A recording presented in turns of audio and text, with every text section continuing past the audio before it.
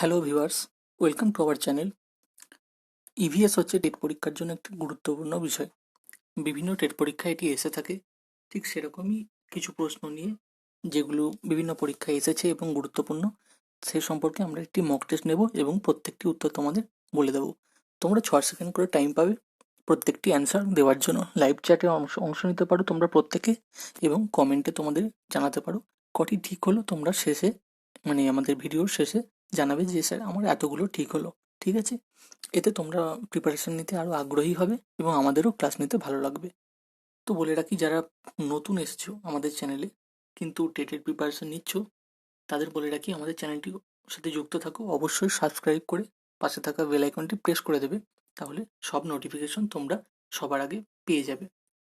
কারণ আমাদের ইতিমধ্যেই প্রচুর ক্লাস নেওয়া হয়ে গেছে টেট, অল টেট পেটের জন্য, সে প্রাইমারি হোক, আপার প্রাইমারি, সিটেট বা ডব্লিউবিসিএস প্রিলিমিনারি টেস্ট, যাই বলো না কেন, তোমাদের যেটি প্রয়োজন তোমরা ক্লাস করে নিতে পারো এবং আমাদের চ্যানেলের সাথে যুক্ত থাকো। তো এখানে দেখে নাও, প্রথম প্রশ্ন। তোমরা 6 সেকেন্ড করে টাইম পাচ্ছ। প্রথম প্রশ্ন কি? তাপমাত্রা ও শতাংশ বেড়ে গেলে পাখিদের অবস্থান কি হবে? তাপমাত্রার শতাংশ বেড়ে গেলে পাখিদের অবস্থান কি হবে?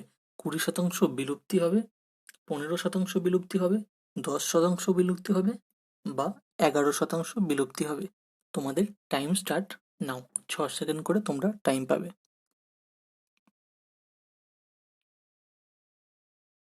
খুব গুরুত্বপূর্ণ প্রশ্ন, আশা করি তোমরা অ্যান্সার দিতে পারবে। তোমরা চেষ্টা করো, ভুল হলেও ক্ষতি নেই। আমি অ্যান্সার বলে দিচ্ছি। তাপমাত্রা ও শতাংশ বেড়ে গেলে পাখিদের অবস্থান হবে 11%, অর্থাৎ 11% বিলুপ্তি হবে। তাহলে অপশন কি হয়ে যাচ্ছে? এই 1 নম্বর প্রশ্নের অপশন হয়ে যাচ্ছে ঘ। ঠিক আছে?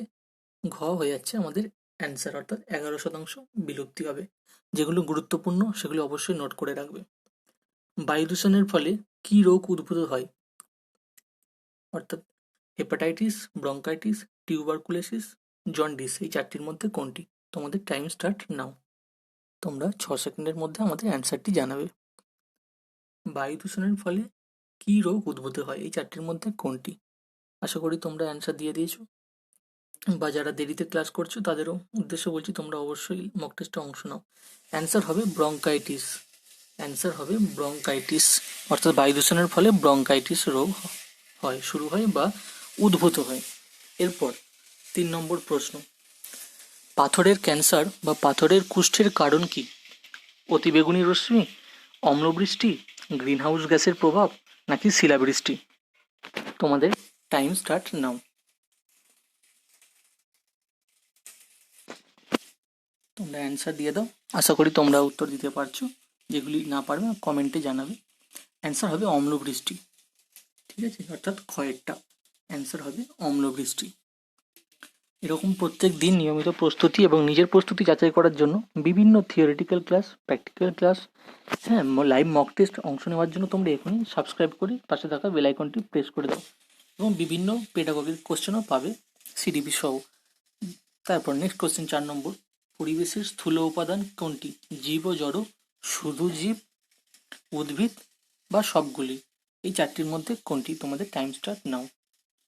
পরিবেশের স্থূল উপাদান হলো জীব ও জড়, শুধু অজীব, শুধু জীব, উদ্ভিদ, বা সবগুলি? কোনটি হবে? অ্যান্সার আমি বলে দিচ্ছি। অ্যান্সার হবে, আচ্ছা তোমরা এটা করো, এটা খুব সহজ, কিন্তু কয়েকটি পরীক্ষা এসেছিল সেই কারণে বলছি।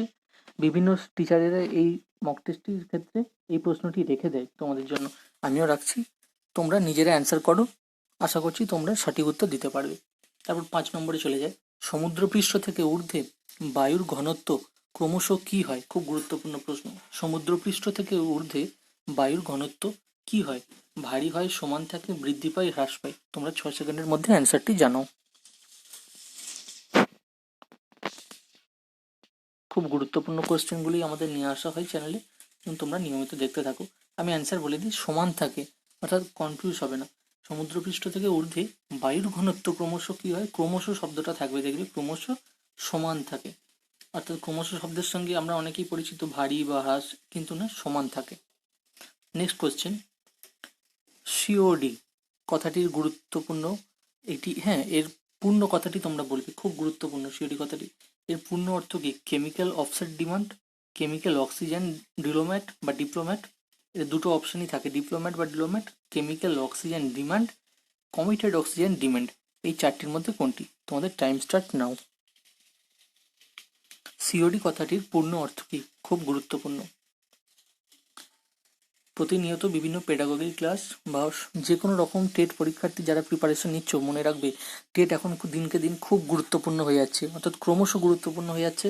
তাই তোমাদের নিয়মিত পড়াশোনা বাড়িতে করো, কারণ বৃহৎ সিলেবাস কভার করতে যাওয়ার জন্যই আমাদের এই সামান্য প্রচেষ্টা। তোমাদের যদি ভালো লেগে থাকে অবশ্যই লাইক কমেন্ট শেয়ার করে দেবে। এবং এখন তোমরা অপশনগুলো দেখো, অ্যান্সারটি আমি বলে দিচ্ছি। 6, কেমিক্যাল অক্সিজেন ডিমান্ড, অর্থাৎ গয়েরটা। সিওডি হলো কেমিক্যাল অক্সিজেন ডিমান্ড, এর অ্যান্সার হচ্ছে গয়েরটা। তারপর ওজোন জোন, মনে রাখবে ওজোন জোনের নামকরণ করেছেন কে? খুব গুরুত্বপূর্ণ প্রশ্ন। ওজোন জোনের নামকরণ করেছেন কে? কালাম, ফ্র্যাঙ্কলিন, ফারম্যান এবং মার্কনি, এই চারটির মধ্যে কোনটি? কালাম, ফারম্যান, মার্কনি, এই চারটির মধ্যে কোনটি? তোমাদের টাইম শুরু হচ্ছে এখন, তোমরা অ্যান্সারটি দাও। যেটা তোমাদের অসুবিধা হবে তোমরা কমেন্ট করতে পারো, ঠিক আছে? কোন পরীক্ষার জন্য কোন বইগুলি গুরুত্বপূর্ণ সেরকম সমস্ত ভিডিও আমাদের ইতিমধ্যেই দেওয়া হয়ে গেছে। অনেকে বিভিন্ন লাইভ মক টেস্টে অংশ নিচ্ছে। তোমরা যারা নতুন এসেছো অবশ্যই সাবস্ক্রাইব করে চ্যানেলটি, পাশে থাকা বেল আইকনটি প্রেস করে দেবে এবং অল নোটিফিকেশন করে দেবে, তাহলে সবার আগে সব আপডেট সমস্ত ক্লাসে তুমিই পেয়ে যাবে। তাহলে তোমাদের লাইভ মক টেস্ট করতে বা লাইভ ক্লাস করতে সুবিধা হবে। অ্যান্সার বলে দিচ্ছি, অ্যান্সার হচ্ছে ফারম্যান, অর্থাৎ ওজোন স্তরের নামকরণ করেছেন কে? ফারম্যান, অপশন গ। এরপর 8 নম্বর প্রশ্নে চলে যাই। কোনটি গ্যাসীয় চক্র নয়? অক্সিজেন চক্র, নাইট্রোজেন চক্র, ফসফরাস চক্র, কার্বন চক্র। তোমাদের টাইম স্টার্ট নাও। কোনটি গ্যাসীয় চক্র নয়? ভালো করে দেখবে লাস্টে নয় লেখা আছে, অনেকে যেটা গ্যাসীয় চক্র সেটি টিক করে দেয় কিন্তু দেবে না। রাইট অ্যান্সার ভালো করে দেখতে হবে, কোশ্চেন অনেক সময় কনফিউজ করে দেওয়ার জন্য ঘুরিয়ে দেয়। তো অ্যান্সার আমি বলে দিচ্ছি, কোনটি গ্যাসীয় চক্র নয়? এটি হবে ফসফরাস চক্র, অর্থাৎ ফসফরাস চক্র হলো অপশন গ, এর যেটি কিনা গ্যাসীয় চক্র নয়। ঠিক আছে, এরপর লাস্ট কোশ্চেন, তার আগেরটা করে দিই, নয়েরটা। আয়নিত বিকিরণের একককে কি বলা হয়? খুব গুরুত্বপূর্ণ পরপর দুটি। আয়নিত বিকিরণের একককে বলা হয় ROM, CAD, RAD, GIF। তোমাদের টাইম স্টার্ট নাও, খুব গুরুত্বপূর্ণ। আয়নিত বিকিরণের একককে বলা হয় কি? বিভিন্ন স্টেটের পরীক্ষায় এরকম প্রশ্ন দিয়ে থাকে, সেখান থেকেই নেওয়া। আয়নিত বিকিরণের একককে বলা হয়, আমি অ্যান্সার বলে দিচ্ছি, RAD।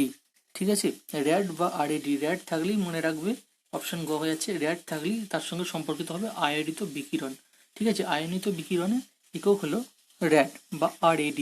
লাস্ট কোশ্চেন তোমাদের জন্য, তোমরা অবশ্যই কমেন্টে জানাবে যে কার কতগুলো ঠিক হলো। ঠিক আছে, লাস্ট কোশ্চেন হচ্ছে, পৃথিবী প্রকৃতপক্ষে একটি, খুব গুরুত্বপূর্ণ বলে দিই, পৃথিবী প্রকৃতপক্ষে একটি সমতল ক্ষেত্র, পরিপূর্ণ গোলক, অভিগত গোলক, অর্ধবৃত্ত। বিভিন্ন স্টেটের পরীক্ষায় এসেছে, তোমাদের টাইম স্টার্ট নাও। এবং অনেকেই এটি ভুল করেছে, আমাকে জানিয়েছে, আমি সেই কারণেই প্রশ্নটি তোমাদের দিয়েছি।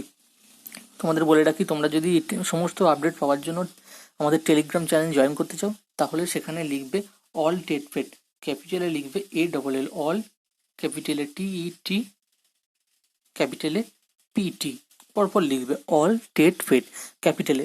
ঠিক আছে, তাহলেই তোমরা আমাদের টেলিগ্রাম চ্যানেলের সমস্ত আপডেট পেয়ে যাবে এবং ওখানেও মক টেস্ট দেওয়ার নিয়মিত সুযোগ পাবে। অনেকেই জয়েন করেছে, তোমরাও জয়েন করো। তো আমি অ্যান্সার বলে দিচ্ছি, অ্যান্সার হবে অভিগতগুলো। অনেকে অর্ধবৃত্ত করে দেয়, করবে না, অভিগতগুলো। ঠিক আছে, তাহলে অপশান হবে গয়েরটা। তাহলে কি দাঁড়ালো? পৃথিবী প্রকৃতপক্ষে একটি অভিগতগুলো।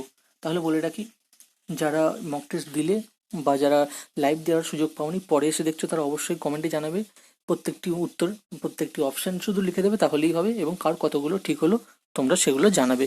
ঠিক আছে, এতে তোমাদের প্রিপারেশন নেওয়ার আগ্রহ বাড়বে, আমাদের ক্লাস আনার নিয়মিত আরও বেশি করে। এমনিতেই আমরা 1টি থেকে 3টি, অর্থাৎ 1টা 2টো 3টে ক্লাস নিয়মিত আমরা এনে রাখছি তোমাদের জন্য। প্রয়োজন হলে আরও বেশি ক্লাস আনবো, তোমরা আমাদের সঙ্গে থেকো এইভাবেই। Thank you for your time. এর সাথে সাথে তোমরা তোমাদের বিভিন্ন যে বন্ধু বান্ধবী আছে, অর্থাৎ সহপাঠী আছে, যারা পরীক্ষার্থী, টেট পরীক্ষার্থী, তাদের কাছে পৌঁছে দাও, যাতে তাদের কোনো কনফিউশন না থাকে এবং নিয়মিত তারা তাদের ক্লাস করতে পারে এবং প্রস্তুতি যাচাই করতে পারে আমাদের চ্যানেলে। ঠিক আছে, ধন্যবাদ তোমাদের মূল্যবান সময় দেওয়ার জন্য। এইভাবেই আমাদের সাথে থাকো এবং নিজেদের প্রস্তুতি নিতে থাকো। Thank you.